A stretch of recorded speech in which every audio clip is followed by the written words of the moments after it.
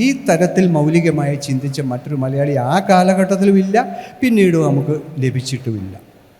ശ്രീശങ്കരനെ പറ്റിയൊക്കെ നമ്മൾ പറയുന്നുണ്ട്.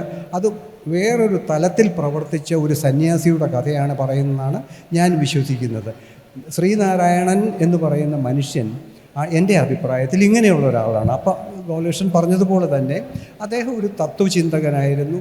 എൻ്റെ ശ്രീനാരായണ വായനയിൽ കൂടി എനിക്ക് മനസ്സിലായിരിക്കുന്ന ഒരു വേദാന്തി, ഒരു അദ്വൈതിസ്റ്റ് എന്ന നിലയ്ക്ക് 100% ഒരു റേഷണലിസ്റ്റായിരുന്നു. റീസൺ കൊണ്ട് മാത്രം അളക്കാവുന്ന കാര്യങ്ങളാണ് പുള്ളി കൃത്യമായിട്ട് ഒരു നാസ്തികൻ പോലുമായിരുന്നു എന്നെനിക്ക് തോന്നുന്നുണ്ട്.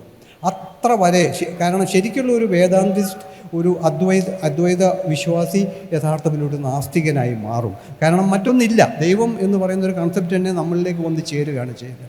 അപ്പം ഈ മനുഷ്യൻ്റെ തത്വചിന്ത ഒരിക്കലും ഒരു പ്രകാരത്തിലും കേരളത്തിലേക്ക് തത്വചിന്തയായിട്ട് പ്രചരിച്ചില്ല.